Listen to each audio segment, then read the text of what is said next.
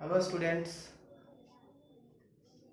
Today I am going to start today's topic endoplasmic reticulum. Endoplasmic reticulum को short में ER बोलते हैं हम लोग। और ये कहता है एक मेम्ब्रेन का नेटवर्क होता है, एक जाल जैसा संरचना होता है। ठीक है, आज जो हम लोग एंडोप्लाज्मिक रेटिकुलम के बारे में पढ़ रहे हैं, सबसे पहले उसको याद रखना है, उसको शॉर्ट में ईआर बोलते हैं। और एक ये डबल वॉल्ड वाला मेम्ब्रेन का एक जाल होता है, नेटवर्क होता है, जो कि साइटोप्लाज्म में होता है। ठीक है, डिपेंडिंग ऑन द प्रेजेंस और absence of ribosome on the surface of ER, जो इंडोप्लाज्मिक रेटिकुलम के सरफेस पर ये डिपेंड करता है कि राइबोसोम प्रेजेंस है या राइबोसोम नहीं है। राइबोसोम के प्रेजेंटेशन या अब्सेंस पे ये डिपेंड करता है इसका ईआर का सरफेस। ठीक है, these are two types.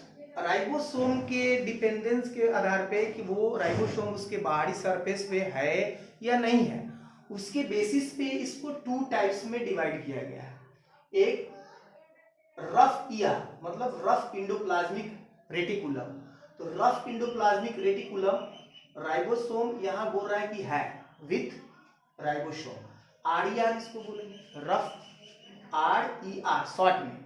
And अगर इंडोप्लाज्मिक रेटिकुलम नहीं है, सॉरी इंडोप्लाज्मिक रेटिकुलम में बताया जा रहा है कि राइबोसोम अब्सेंस है, राइबोसोम नहीं है, तो इसको बोलेंगे स्मूथ ईआर यानी एसईआर। अगर राइबोसोम अगर होगा उसके सरफेस पे, देखो ऑन द सरफेस बोल रहा है कि अगर मान लो ईआर के सरफेस पे अगर राइबोसोम है, तो राइबोसोम है तो उसको बोलेंगे आरईआर यानी रफ ईआर। और अगर नहीं है तो हम बोलेंगे स्मूथ ईआर, जिसको एसईआर बोलेंगे शॉर्ट में। ठीक है, फंक्शन देखो, रफ ईआर यानी शॉर्ट में आरईआर जो बोलते हैं, is the site of protein synthesis. ये प्रोटीन का संश्लेषण यहाँ पे होता है। हो रहा है कि रफ ईआर जो होता है, आरईआर क्या करता है, इसका फंक्शन क्या है, कार्य क्या है, कि प्रोटीन का सिंथेसिस का मतलब संश्लेषण करता है, ये प्रोटीन को संश्लेषित करता है। और स्मूथ ईआर यानी शॉर्ट में एसईआर, स्मूथ ईआर जो करता है वो सिक्रेशन ऑफ फैट्स, ये फैट्स का स्राव करता है, सिक्रेशन करता है। सिक्रेशन का मतलब निकलना, स्रावित होना, बहाव होना। तो इससे क्या होता है ना कि फैट्स का स्राव होते रहता है, फैट्स इससे क्या होता है, बहाव होते रहता है, निकलते रहता है, तो इसलिए बोलते हैं, उसमें भी ये काम करता है। फिर ईआर प्रोवाइड्स, वो इंडोप्लाज्मिक रेटिकुलम क्या प्रोवाइड करता है, mechanical support of the cytoplasm. देखो साइटोप्लाज्म का वो ये सपोर्ट भी देता है, एक सपोर्ट देता है, किस चीज का, यांत्रिक सपोर्ट, मैकेनिकल सपोर्ट, यांत्रिक सहायता प्रदान करता है, एक सपोर्ट प्रदान करता है। समझ रहे। SER plays a crucial role in the detoxifying many poisons और ड्रग्स। जो जितने भी ये एसईआर बहुत ही क्रूशियल मतलब अहम रोल निभाता है, महत्वपूर्ण रोल निभाता है, किस चीज में, तो ये डिटॉक्सिफाइंग करता है। किसको, तो जितने भी पॉइजनस यानी विष वाले चीज होते हैं, जहर वाले चीज होते हैं, ड्रग्स होते हैं, उसको डिटॉक्सिफाई कर देता है। ठीक है, तो उसमें भी एसईआर क्या करता है, अहम भूमिका, महत्वपूर्ण भूमिका निभाता है। वो चाहे पॉइजन वाले चीज हो, विष वाले विषाक्त चीज हो, और या ड्रग्स वाले चीज हो, उसको डिटॉक्सिफाइंग कर देता है, यानी उसको विषाणुहीन बना देता है, यानी विषाक्त जो होता है उसको खत्म कर देता है। अब आते हैं गोल्गी अपार्टस।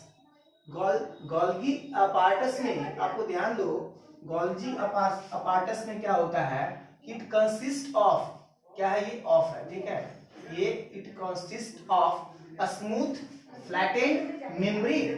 ये क्या होता है ना कि स्मूथ होगा मतलब चिकना होगा, फ्लैटेंड यानी चपटा होगा, और मेम्ब्रेन यानी जलिका, डबल, कैसा, डबल वॉल्ड वाला ये मेम्ब्रेन होता है, जलिका जिसको बोलते हैं, झिल्ली जिसको बोलते हैं। ये कहता है कि स्मूथ फ्लैटेंड और मेम्ब्रेन बाउंड यानी डबल वॉल्ड वाला होता है। वो भी कैसा? तो सैक लाइक स्ट्रक्चर, जो कि एक थैली नुमा स्ट्रक्चर होता है। ठीक है, सैक मतलब होता है थैली नुमा स्ट्रक्चर होता है। ठीक है, तो गोल्जी अपाटस जो है वो क्या करता है? स्मूथ होगा, चपटा होगा, फ्लैटेंड जिसको बोलते हैं। मेम्ब्रेन बाउंड, ये क्या होगा? झिल्लियों से बंधा होगा, मेम्ब्रेन से बाउंडेड होगा, जो कि डबल वॉल्ड होगा। ठीक है, और ये स्ट्रक्चर इसका कैसा होगा? सैक लाइक स्ट्रक्चर यानी थैलीनुमा स्ट्रक्चर टाइप का होगा। और बोलता है कि उस चीज को जो सैक लाइक स्ट्रक्चर के जैसा स्ट्रक्चर होगा उसको सिस्टर्नी बोलते हैं। क्या बोलते हैं? सिस्टर्नी बोलते हैं। The cisternae are usually placed one above the other in parallel rows। Cisternae में जो इसमें क्या होता है ना कि इसमें पैरेलल टाइप का ऐसे ऐसे ऐसे ऐसे ऐसे ऐसे ऐसे टाइप का पैरेलल टाइप का रहेगा, एक दूसरे से क्या होगा? ये पैरेलल टाइप का रहता है।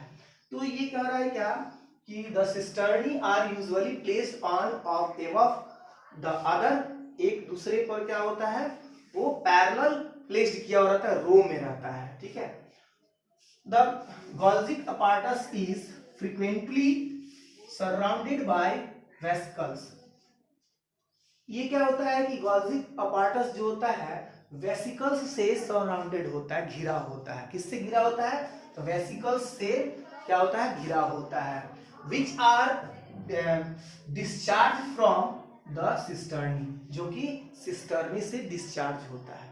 ठीक है, वेन प्रेजेंट इन प्लांट, जब ये प्लांट में होता है तो in the form of sub unit Golgi apparatus is called dictyosome.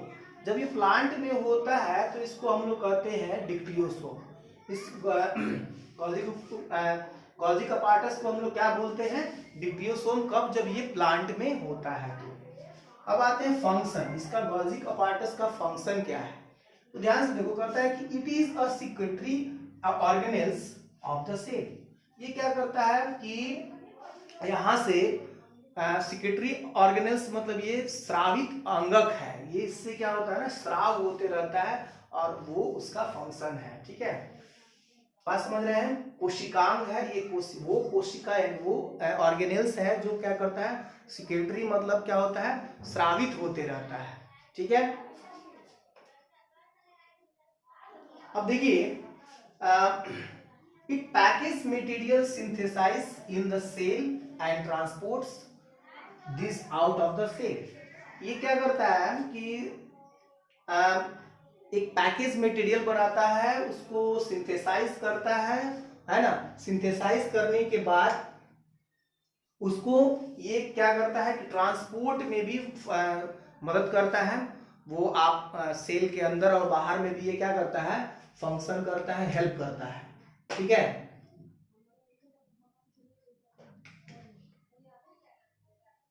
अब इसमें क्या है कि it is involve in the information of lysosome. ये क्या करता है? लाइसोसोम के बारे में भी हमको नॉलेज देता है, जानकारी देता है। ठीक है, तो अब इसमें देखिए मैमेलियंस आरबीसी लैक गोल्गी अपार्टस। जिस हम लोग मैमेलियंस में आते हैं, इसमें कह रहा है कि आरबीसी जो हम लोग का ब्लड में होता है उसमें ये गोल्गी अपार्टस नहीं पाया जाता है। प्रोकैरियोटिक सेल में ये भी, उसमें भी नहीं पाया जाता है। कुछ ऐसे भी यहाँ पे दिया जा रहा है कि एंडोप्लाज्मिक रेटिकुलम मैमेलियंस में नहीं पाया जाता है और प्रोकैरियोटिक सेल में भी नहीं पाया जाता है। ठीक है, तो आई होप ये समझ में आया होगा। ठीक है, मिलते हैं अगले वीडियो में। Thank you.